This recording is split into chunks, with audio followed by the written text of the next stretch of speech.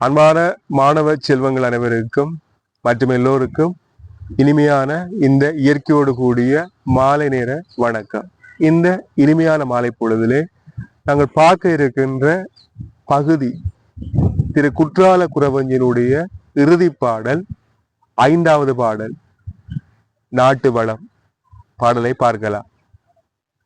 நீங்க காண்பது சேர்ந்தவர் பாவம், நெருங்க காண்பது கண்ணலின் சென்னல், தூங்க காண்பது மாம்பழ கொத்து, சுழல காண்பது பூந்தயிர் மத்து, வீங்க காண்பது மங்கையர் கொங்கை, வெடிக்க காண்பது கொல்லையின் முல்லை, ஏங்க காண்பது மங்கள பேரிகை, ஈசராரிய நாடு எங்கள் நாடு. இதுதான் அந்த பாடலுக்கான விளக்கம். நீங்க காண்பது சேர்ந்தவர் பாவம். என்ன நீங்க காண்பது? அந்த குற்றால நாட்டுக்கு சென்றவர்கள் தம்மிடமிருந்து நீங்கிவிட பார்ப்பதெல்லாம். அந்த குற்றால நாட்டுக்கு சென்றவர்கள் அவர்களிடமிருந்து என்ன விடயம் நீங்கும் என்றால் அவர்கள் செய்த பாவங்கள். அவர்களோட பொண்ணோ பொருளோ வேறு எந்த பண்டமோ அங்கே காணாம போகாது. அந்த குற்றால நாட்டுக்கு போனா என்ன விடயம் நீங்கும், அவர்களை விட்டு நீங்க போகும் என்றால் அவர்கள் செய்த பாவங்கள். அதான் அங்க சொல்லப்பட்டிருக்கு. நீங்க காண்பது சேர்ந்தவர் பாவம்.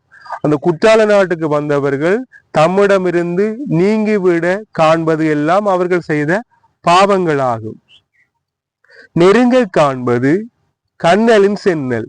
கண்ணல் என்றால் கரும்பை குறைக்கும், சென்னல் என்றால் நெல்.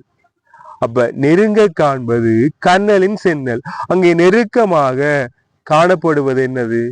கரும்பும் செந்நெல் கொண்ட வயல்கள். அப்ப இதுல இருந்து அந்த நாட்டினுடைய வளம், நெல் வளம் இருக்கு, கரும்பு இருக்கு. அப்ப இந்த எல்லா வளத்துக்கும் பிரதானமாக இருக்கிறது நீர்வளம். அப்ப நீர்வளத்தாலே சிறப்புடைய ஒரு நாடாக இருக்கிறது இந்த திரு குற்றால நாடு என்பதுதான் அதற்கான விளக்கமாக இருக்கின்றது.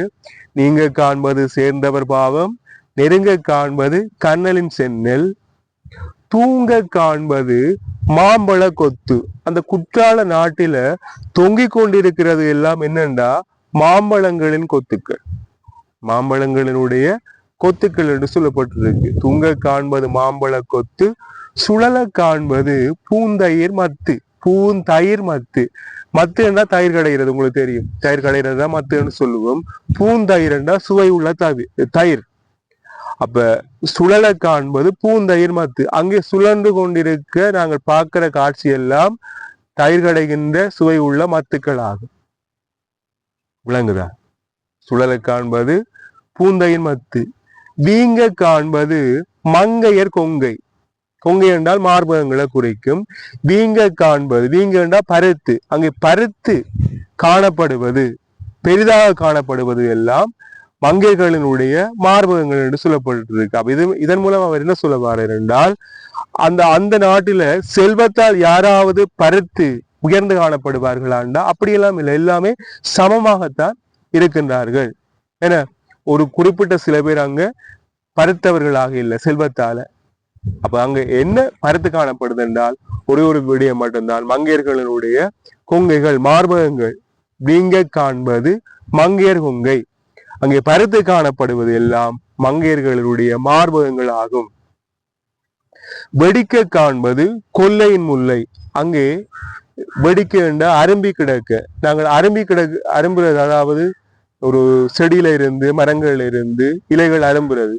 அப்ப அங்கே எல்லா இடங்களிலும், குற்றால நாட்டில எல்லா இடங்களிலும், அனைத்து இடங்களிலும் நாங்கள் அரும்பி கிடக்க எந்த காட்சியை பார்க்கிறோம் என்றால் முல்லைக்கொடிகள். அது எங்க இருக்கு அந்த முல்லைக்கொடிகள் என்றால் கொல்லைப்புறம். கொல்லைப்புறம் என்றால் வீட்டின் பின்புற பகுதி. அதான் அங்க சொல்லப்பட்டிருக்கு. வெடிக்க காண்பது கொல்லையின் முல்லை. அங்கே அரும்பி கிடக்க நாங்கள் பார்க்கிற காட்சி எல்லாம் வீட்டின் பின்புறத்திலே உள்ள முல்லைக்கொடிகளுடைய அரும்புகள் ஆகும். அந்த காட்சிகளை தான் நாங்கள் அங்கே பார்க்கலாம்.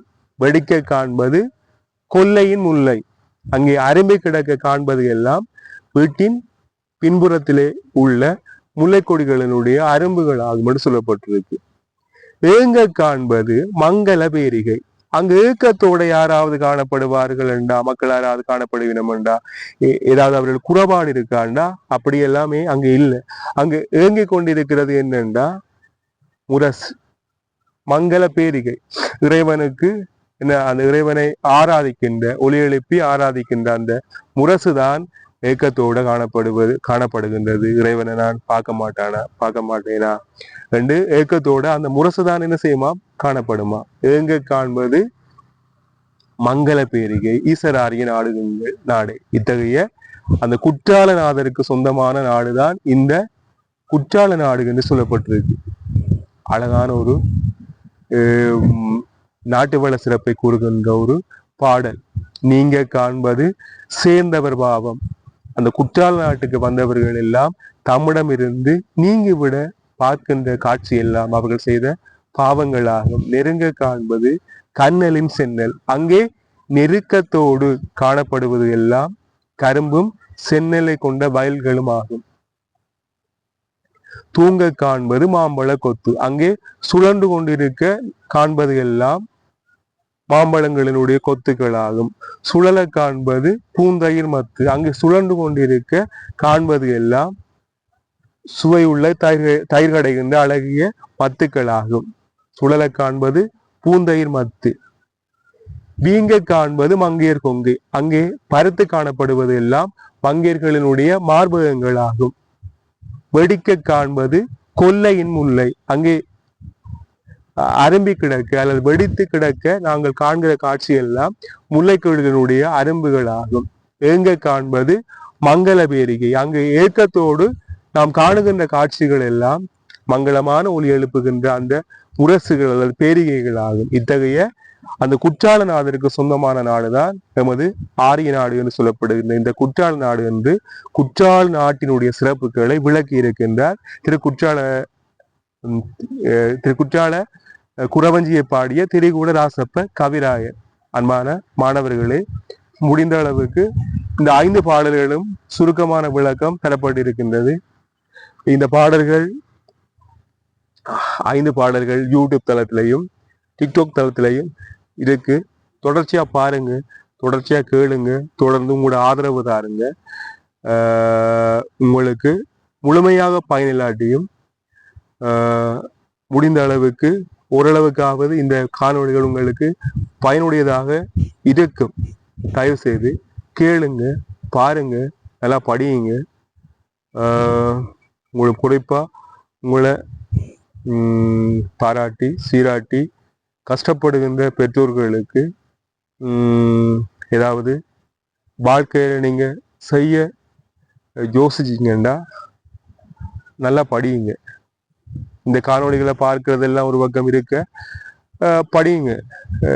அதுதான் கல்வி என்றது எழுபிறப்பிலையும் தொடர்ந்து வரும் என்று சொல்லுவேன். எல்லாருக்கும் எல்லாமே கிடைக்காது.